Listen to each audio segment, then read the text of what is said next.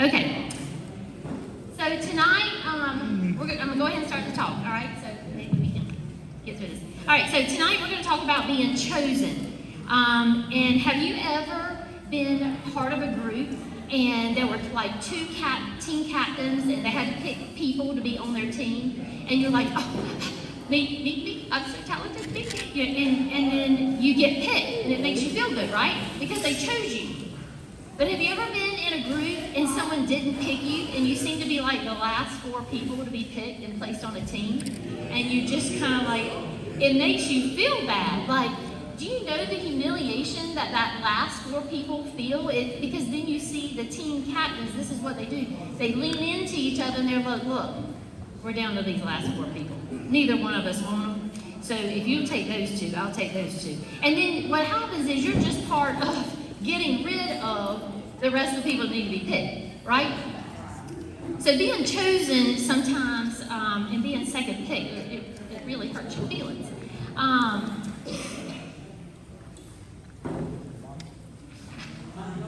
Okay, so maybe it didn't even happen for you in school. Maybe it happened for you in college. I never was part of the Greek life, but I know and I understand from the people that are in sororities and fraternities that they have to do this thing, what they call rush, right? And I may have the terminology messed up, but this is what I understand from it. You have to rush to see which sorority or fraternity you want to be a part of, and then you hope that they pick you by giving a bid, right? Teresa, is that kind of how that goes? All right. And you may have not gotten selected for a fraternity or a sorority, and so in order to save yourself some embarrassment, you just told your friends, you know what, I changed my mind about being in that Greek thing. Like, I just decided it really wasn't for me, when really the truth was you weren't picked, right? You weren't chosen. Or maybe it happened at work. You know, this has happened to me before. Have you ever seen that little clique that always likes to go to lunch with each other, but somehow they never ask you to go to lunch? And you're like, so how can I be in the clique? You know, what have I got to do? Got to give $20? I got to remember somebody's birthday? Like, how do I get in that clique? So sometimes it can feel like you're never chosen, or Johnny over there is always chosen, you know, and you can't figure out what the difference is.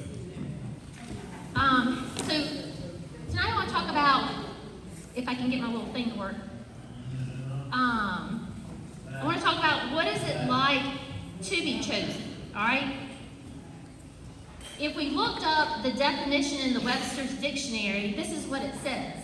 It says, to be chosen, one who is the object of choice or of divine favor, an elect person, right? They should show special privileges. It could also be their cherry-picked, choice, elect, favored, favorite, first in line, hand-picked, picked, preferred, selected. These are all the adjectives that describe what Webster says means to be chosen.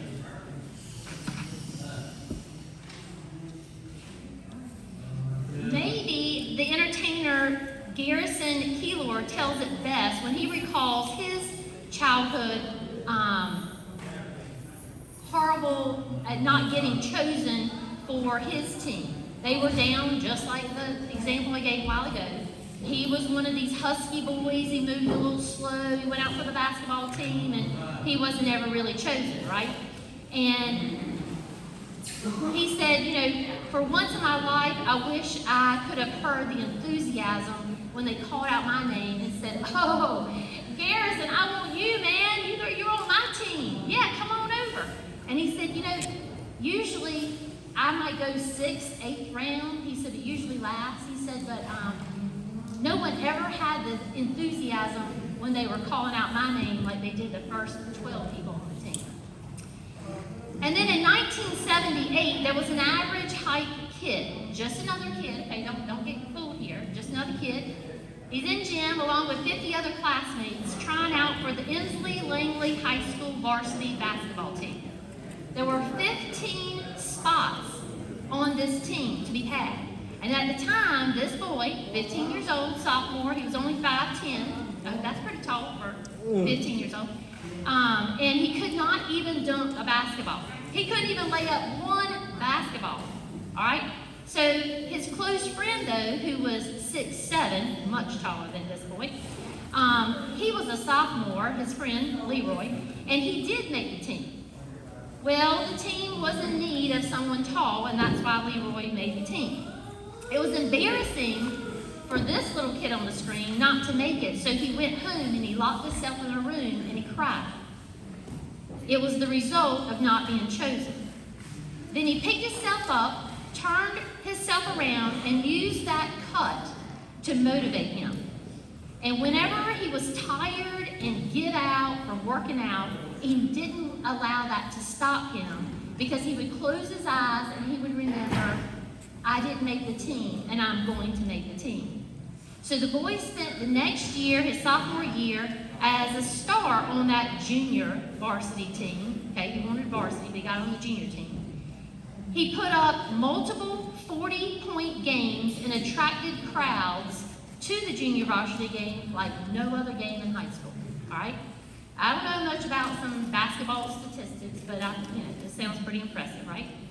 So that summer, after this junior varsity league team, he spends the whole summer and he gets a little growth spurt. All right? He grows 4 inches in 1 year. Okay, Mama is marking up that little door thing, and she keeps marking and marking. He's got 4 more inches.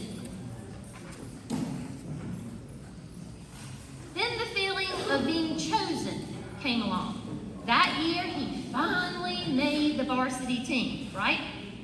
And instantly, he was the best player at Langley High School, averaging more than 20 points a game. He was just running with adrenaline. Now I know what it's like to have been chosen. I know what it's like for the team to go, oh, we want him. He's good. He's tall and he's good. But despite having that secure spot on the team, his ethics didn't change. He still would practice every day. He would go to the gym. He spent his senior year averaging a triple-double, whatever that means, and led a Langley High to a 19-4 record. The boy finished his high school career in style, and guess what? He got an award, and it was called the McDonald's All-American Award. All right? Now, he was no airness, but he was well on his way. And who was this boy that wanted to be chosen, but it wasn't his time? His time would come later. It just didn't come when he wanted it, right? He wanted to be chosen early. So development was necessary before he could move forward. And guess who it is? Michael Jordan. Sometimes we need development before we can move forward, and God has already chosen us to do great things, but we have to choose Him, and we have to trust Him, and when the time is right, that's when it's right. It's not when Michael wanted to be on varsity and the Lord was like, you're not really ready. You're going to go on junior varsity. You're going to develop your faith in me. You're going to be disciplined to the game. And then we'll talk about moving up. And you know what's interesting to me when I was doing my study is to find out just how much God foreknew me. He knew me before I was born. He knew that my father, and he said that my mother and my father didn't even get the first looks at me. He saw me before they saw me. God searched me before there was ever a when and what and a this and that. He had already chosen me. That God had monitored my mother's pregnancy, that He had secured me and He had protected me in her womb. He actually says, before I formed thee in the belly, I knew thee, and there were no surprises. God says, I already knew all about you, Lisa. You will never surprise me. Even your thoughts will not surprise me. Your thoughts, while you're still far off, I know what you're going to do before you even do it. I formed you in the belly, and I already knew thee. I adorned thee. You couldn't have been a stillborn baby, because I had already been ordained you. And you couldn't have been a terminated pregnancy because I chose to ordain you. You couldn't have been aborted. Your mother could not have gone to the health department and aborted you because I had already laid my hands on you. You couldn't have died in a crib death with SIDS because I had already chosen you. I sanctified you. Before the doctors could even determine if you were going to be a boy or girl, I had ordained you. Before your mother began to throw up in her first trimester, I had already decided her pregnancy, and I had sanctified thee. Before you were a gleam on that cold night in your father's eye when he was looking at my mama, I had already decided I had chosen you. I sanctify you. That means that he set me apart. He set you apart. I marked you before you even got here. I put my mark on you, and you are mine. I sanctify you. I set you apart. In fact, it clearly means that I meant for you to be different. I meant for Spencer to be different. I meant for Jamie to be different. I meant for Hannah to be different. I didn't mean for all of you to fit in and be chosen on the first round, because I had already chosen you. Do you ever think about the fact that you're so valuable to God that he chose you that early? Really? Was it really all that? And with such enthusiasm. For he chose us before he had even finished creating the world. He had already figured it all out. See, the good thing about God, when he ordains you and sanctifies you, you don't have to worry about what everybody else thinks of you. Just because you don't look the part, and you don't have the degree, and you don't use large vocabulary words, doesn't mean that God can't use you. It does mean that you have purpose, and that you're the little man on the pole to success. And this next story, February 8th, it was 1986. And there was this guy named Anthony Jerome Webb that went by the nickname Spud. Does anybody remember Spud? All right. One of the most memorable events of Spud's career was when he won this dunking contest, which took place February 8th of 1986 at the NBA All-Star Game weekend in Dallas. One example of a person that with not a lot of expectations. I mean, one look at that little kid in the center and you'd be like, yeah, I ain't picking him. Yeah, we gonna need some height for this team. And Spud won this slam dunk competition over Dominique Wilkins. All right? He was the shortest player to ever participate in the history of professional basketball competition to that time. And the men that he went up against, woo, they were so much taller than he was. He didn't have a chance. But in the end, see, size didn't matter. He dazzled the crowd with his soaring dunks, and his teammate Dominique Wilkins, Dominique had actually won in 1985, the year before, beating out Michael Jordan. And here was this kid, the shortest one. I mean, it looks like a little pipsqueak, right? Wouldn't have chosen him, and he won. So after that, when all the short people were like, woo! Right? They had a little hope. God has defined an agenda in your life already. And just like Michael Jordan's story and Spud's story, he's setting you up for the great move. It may not come when you want it to come, and it may not mean that you're going to win the slam dunk, so don't go out there and fly. I can't guarantee all that. But I promise, whatever he has for you, it will be awesome and it will be great. He wants to move mighty things in your life, and there are some things that only you can do and that you're distinctively different than everybody else. Even your fingerprint is different than anybody else in this room. If we were to fingerprint everybody in this room, not one of you would come close to mine, or Spencer, or Michael's, or anybody else. We're all that different. God says, you did not choose me. I chose you, and I've appointed you. You are special to God, and you were set apart. He has an agenda. The enemy now is terrified of you, all right? And he is going to set traps and obstacles and make you feel like you're in bondage just to keep you from entering into your purpose, because he's terrified. The closer you get to God, the more terrified he becomes. So the greater the struggle that you're facing, the greater the challenges that you go through, the greater the turmoil in your life is all the indication that Satan has assigned his little people and they're out to get you. So when you think the whole world is crashing, pause for a second and remind yourself, He has set his little people out, and they look just human like us. I met one a couple years ago at Rose High. I swear the devil was living through that one. She was out to get everybody, right? And he sends people out there just to ruffle you and get you upset and to give up and go, you know what, that church needs to do, it's not working for me anyway. All right? He will belittle you. He'll rip you of your confidence. He'll rip your self-esteem. He'll make you feel like you're that pipsqueak who can't make it. So why are you even going to try to go out for the team? He'll make you feel like you're the last pick on the NBA. But God has already chosen you. But the question is, will you choose God?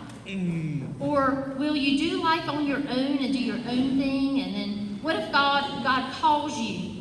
What are you currently doing right now? Would you be willing to give it up? Listen to this headline. The leap of faith a millionaire NFL star took that landed him on a farm in North Carolina. This is a true story. This guy is Jason Brown. In 2005, he was 22 years old, and he was the 4th round pick of the NFL to play for the Baltimore Ravens, where he later was a starter for Mike Clinton. By the time he was 26, he was signed to the St. Louis Rams. All right, he was already named the best interior offensive lineman. And so at age 26, he signs a deal. Listen to this. If you're not good with numbers, I think you can get this. He signed a 5-year deal worth $37.5 million to play for them that guaranteed him a $20 million upfront first year. I could do some serious shopping with that, is what I'm saying. Okay? He was making the highest any center football player in NFL history could ever play. The highest. They actually paid that guy. Okay. And in 2012, he was 29, and guess what? We got a salary cap problem. We're going to have to cut you. They gave him the pink slip. All right? Anybody know what the pink slip is? Yeah. Gone. All right? They had to cut him. So he had only played a couple of years with this money, and then the team was like, dude, we're paying you so much, and we still got other positions to fill. We're going to have to cut your salary, cut you from the team, just so we can add 4 more people to the roster. Well, he went home. He was devastated. I felt like the last kid on being picked again, right? But the team he played for before, Baltimore Ravens, they were like, oh, no, we'll take you back. All right? And all these offers started coming in. But he had this tug on his heartstrings from God. And he said he would decide to end his football career with all that money on the line, all that potential fame, success. I can see the t-shirts selling. I can see all that stuff. And he said instead of fighting for a position on another team, he decided to walk away from all of it and follow what God had laid on his heart. God told me that he had chosen me for something greater, and it was greater than any football could bring. People said, yeah, I'm crazy. They said I'm downright stupid. To walk away from millions of dollars because I have the opportunity to play on the NFL, and it's supposed to be a no-brainer, duh, I'm going to walk away. And he said the biggest inspiration of my story came from my older brother. See, he was killed in service, serving our country over in Iraq and Afghanistan. And Brown said that he was living the life of entertainment and materialism, but wanted to make a leap towards service in honor of his brother. I think I was supposed to already show you that. Okay, so he says, so he asked Jesus, what do you want me to do with all the blessings that you've given me, all that $20 million I got up front? And this is what God said. I have chosen you to feed my people. He said, what, God? Say what? Feed your people? You mean like grow stuff? Like really? Like I got to buy a shovel and a tractor and some farm boots and trade in these cleats? Is that what you're talking about? Brown didn't know the first thing about gardening, much less farming, but he began to walk by faith. And so his wife, Tay, she was a dentist, and she walked away from her job job as a dentist. He walked away from money on the table and fame and recognition, and they moved to Lewisburg, North Carolina. Brown was, this is their family. This is Tay. Look at all them children they keep having. All right? And she was a dentist. So the Browns took some of the money that he had made, and he bought a 1,000-acre farm, and they call it First Fruits Farm, and it's located in Lewisburg, North Carolina. Brown is using his farm success to give back just the way that God had intended. Brown's wife said, you know, it's been quite a transition going from living in a mansion to living on a farm. But she said, you know what? I would not even go back. I wouldn't go back to that lifestyle. Being insecure and wondering if this decision was going to pan out for their family, that's a lot of pressure, guys. It's a lot of pressure to move and start buying a shovel and a tractor, and you know nothing about it, to follow God's faith. But Brown said he had to place his trust in God. He said it was the most epic trust fall event he had ever been involved with, but it worked. So before he had to wrestle 300-pound defensive linemen, but now he has to wrestle 1,000 pounds of cows. He had never been on the farm and knew nothing about it. As a matter of fact, he did what a lot of us would have done. We would have Googled it, right? How do I farm? What do I need to buy? So he wants to start growing watermelons and sweet potatoes. He names the property First Fruits and intends to donate, this is true, y'all, this is happening right now. He intends to donate the first part of every harvest to local food banks, and he does just that. He just donated 10,000 pounds of cucumbers and 100,000 pounds of sweet potatoes. Wow. Since 2014, First Fruits Farm has provided more than 1.6 million servings of fresh produce. And now, Brown's farm and his ministry, called Wisdom for Life, gives away nearly all the food he grows to people in need. And Brown was quoted as saying, when I think of a life of greatness, I think of a life of service. He has now written a book, you're able to check out that book, called Trading Your Plans for a Life That Matters. And these are some of his kids. This is them holding some of these ginormous sweet potatoes that they're growing. He teaches himself to farm by watching YouTube videos and uses a sizable chunk of his savings to buy a 1,030-acre farm in North Carolina. It is 5 acres, 100,000 pounds of sweet potatoes. And it sounds like they're just getting started because he has plans to grow the farm. When asked, why would you turn down millions? Brown adequately responds, love is the most wonderful currency that you can give anyone.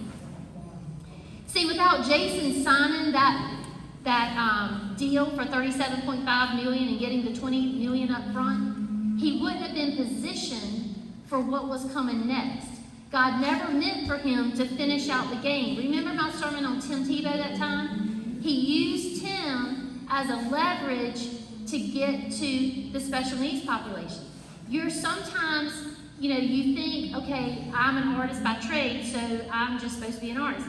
But perhaps my artist and my creativity is just setting me up for a place to then be with you to try to creatively articulate the words and paint you a colorful story instead of always on the canvas.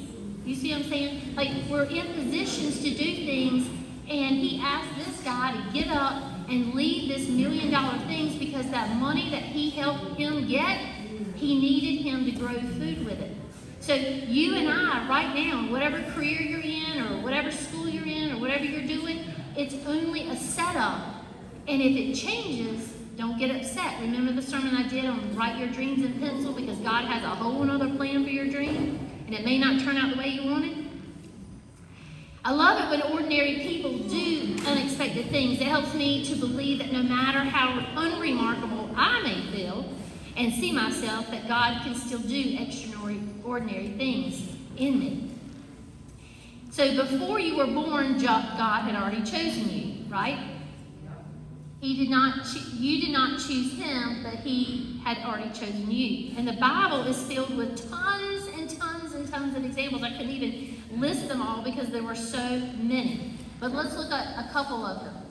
Noah. If you didn't know this, he drank too much, right? He was a farmer. He was a grape farmer. He grew grapes. He crushed them into wine. So he drank too much. But guess what? God used him, as ridiculous as that sounded as qualifications, to build the ark that would later save the world when he flooded the world. You've got Abraham and Sarah, who doubted. Lord, that Sarah, she was 90 years old, and Abraham was 100 when God finally blessed them with a child. And remember, she tried to take matters in her own hands and let him have a sleepover party with their maid, but, that didn't quite work out, and so later God said, no, I have already had this. Abraham, stop jumping the gun, and Sarah, y'all just need to calm down. It's on my time, and I can't have it happen yet because it's got to happen on my time. Joseph, he was an entitled teen, right? He was the one with the coat of many colors, and his brothers dumped him in a well and sold him for slavery. Well, if it hadn't have been that his brothers were so evil and did that and sold him, how was he supposed to save Egypt, both Egypt and Israel? Do you see how that nasty plan that you thought, my family is horrible, I got the worst siblings, I got the worst, everything, it was all part of a bigger plan. It just wasn't supposed to happen just yet until God wanted it to. Moses, Lord, he had a stuttering problem. How many in here might have a speech impediment? Spencer's got a speech impediment, but he still found a way to use Moses, right, to be the spokesman and a leader. Rahab, oh, we can't say those words. That girl, she was nasty, right? And God still found a way to use her. And then you've got Jonah, the escapist, right? Part of that little circus crew going around. This guy got swallowed up by a fish and spit back out, but he was being a little defiant. He didn't want to quite do what God told him to do, so God had him swallowed up by a whale, and then the whale spit him back out, and he was able to save Naive. And then there's Esther. All right, so God does have a plan for you wherever you are. And Esther's timing was impeccable in the story when it was supposed to be. Esther's parents died. Her uncle adopted her, okay? Then the king had decided that he needed a new wife. He didn't like his wife to have a little falling out. They got a little divorce, she moved out, that kind of thing. Now that things ending, he's got to have somebody to feed him grapes. So he says to the people, okay, first of all, if you want to know where Warner Brothers came up with the Bachelor show, it was right here, okay? He sent out, I need all available women to come up here, all right? And I'm going to pick one to be my bride, all right? It's just like the show. You ever watch Bachelors? All right, this is the show right here. It came up. This is season 1. You missed it. All right, you didn't read this chapter. The only thing that was different about Esther, instead of waiting to receive her rose, she picked her rose on the way in. And the king was like, well, that was kind of odd. You just assumed you're going to be my bride? But her uncle said, now, shh, you are a Jew. He's not wanting to marry a Jew. So keep it to yourself that you're a Jew. And as a matter of fact, let's call you Esther because your real name in Jewish will give it away that you're the wrong person for him, right? So she decided to call herself, like Lisa Pizza, like something off-brand, right? So it was Esther. Well, if it hadn't have been for the misfortune because what was getting ready to happen was he was going to go out there and kill all the Jews. Do you know why? Because they were following this group called the Way. All right, that's what they called people that follow Jesus. Oh, they're the Way. Like it was some sacrilegious thing. And it wasn't. They were just misconfused. But they were going to go out and kill all the women and all the men that were Jewish, so they were all trying to save themselves. So the uncle said, Esther, I need you to pretend that your name is Esther. And I need you to go on to the Bachelor show, and I need you to land the rose with this king. And then what happened was they ended up saving, right? Because she went to her husband and said, okay, I have to be real with you. Alan, I'm Jewish, and we can't be killing all the people, right? So Esther was put in place. Oh, I'm sorry. Same time. Esther was put in place at the right time. As my computer decides to come on. Then there was Peter. Now, Peter was the quitter, right? God brought him back to the kingdom. And remember, Peter denied him 3 times.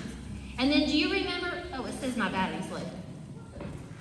And then remember there was Paul. Does anybody remember Saul, who then was named Paul? Okay. Well, if I can get my computer to come back on. Not sure what's going on. It is plugged in. Oh, man. I had some exciting stuff. All right, hold on. Can I have help with cord? Can you be hooking me up with a cord while I finish talking? I have a bag of tricks, and for some reason, not the house.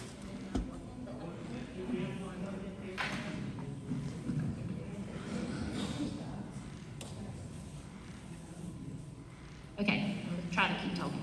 Anyway, I got some exciting stuff I want to show you. It says it's dead. That could be dead.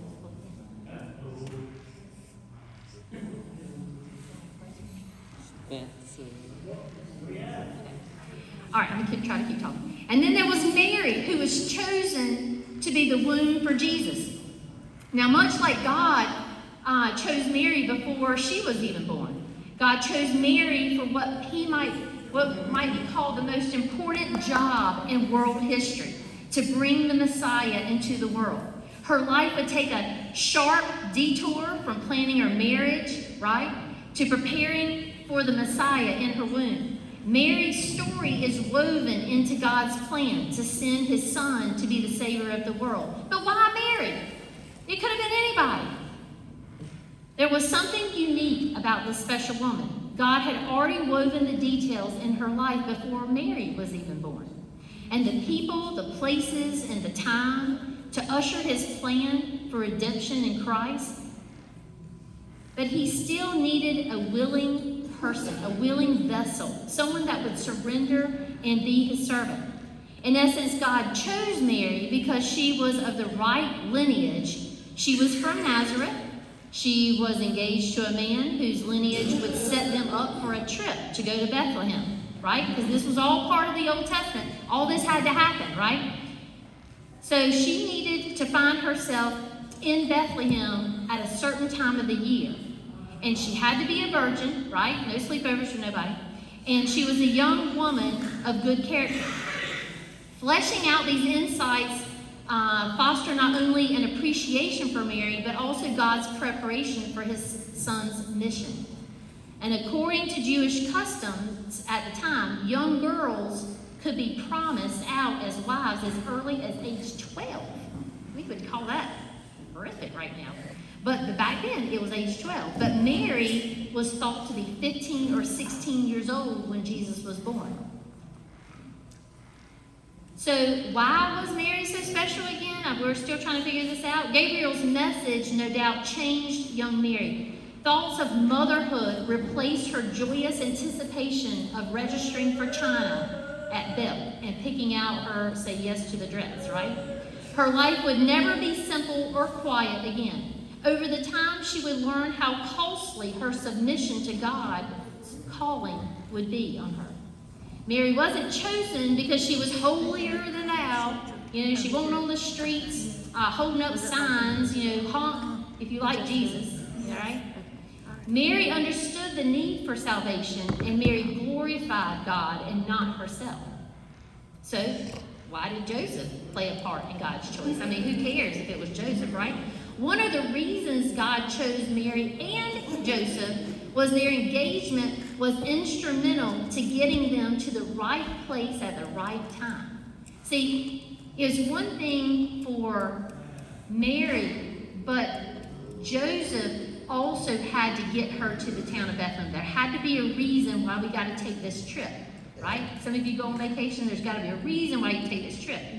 And though young, many virgins like Mary were likely from the King David's line, not many would be in the little town of Bethlehem at exactly the time that the Messiah needed to come. And when Caesar Augustus sent out the decree to take a census, Remember, the census comes in the mail, you gotta count how many people are in your household. Well, back then, you had to travel back to where Grandpa was from. So if Grandpa was from Mount Olive, then we all had to go back to Mount Olive to be counted in the census. All right? Or if you were from Rocky Mountain, you all had to go back to Rocky Mountain to be counted. So this is how they got Joseph and Mary in the place when they needed them to be. So Joseph was just as instrumental at getting Mary to Bethlehem. God would cleanse people who flee sins and pursue godliness. What's up? Y'all, how can a laptop be dead when it's been charged in all day? I just don't get it. It's so crazy. Oh, okay. You have something? Something's moving? Oh, enter password. Don't look at the password. I know, just kidding. Okay, all right, now let me fast forward. All right, well, that was Mary. Okay, let's see. We'll leave her right there. So, have you ever had your situation in your life seem like everything is falling apart, and when it's over, you say, gosh, well, that kind of worked out. I didn't really plan it like that, but it kind of worked out. God uses your situation to bless you at the same time. And sometimes in that situation, you see it as bad things. My mama's in the hospital. My daddy's got foot problems. You know, Spencer's got gastro problems. You see that a lot of stuff going on. But in fact, not all of it is really bad. Sometimes God has to shut doors. Sometimes he has to get you to Goldsboro, looking at your mom in the hospital, to set you up for a bigger plan. And just like Esther, her situation seemed to be awful, right? But the bigger picture was that if she hadn't have been chosen on the Bachelor show, okay, roll with it, then she wouldn't have been in a position to save Israel's people. So your current position is for a good reason, and in case you have opened a door and you won't allow it to close, and God is trying to close it, and your foot is stuck there, and you're not. I have someone right now that I know, and she keeps putting her foot where the Lord is possibly shutting that door, and she keeps putting her foot there. Good, because she doesn't want that to be over in her life. So as you can see, there is literally nothing that we can do to disqualify ourselves from being a candidate who God chooses to work through. This inspires me because so often I feel like I have sinned too much sometimes, or I missed an opportunity that I thought God was using to work through me. But in God, there is no failure. There's no 7th round pick. There's no 2nd round pick. You've already been chosen.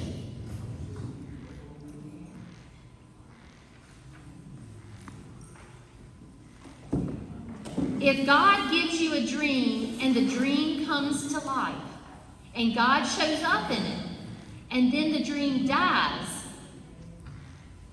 it may be that God wants to see what is more important to you. Was it that dream that he just gave you, or was it him? Where's your focus? Him. What does God have to do to get your attention? Does he need to radically change your life in this very moment for you to see that he is calling you to do more? That is the question, isn't it? So I want to close this out, and then I want to have you do one more thing, and then we're going to do our game. All right? So let's bow our heads. Heavenly Father, thank you that you are the source of all true joy in life. You help us to find our joy in you. May your voice sound clearly above all others as we leave tonight and finish our week. May your peace be in our hearts, your grace be in our words, your love be in our hands, and your joy be in our souls. May your love surround us, your spirit guide us, your voice cheer us, the peace is calm, your shield protect us, your wisdom arms around us, and wherever you may lead me, through Jesus Christ our Lord. Amen. Now listen, God has been talking to some of y'all tonight. And you just wonder if you've been sitting on something that he's been saying. So if you'll kindly reach underneath your chair, there is something taped to the bottom of your chair.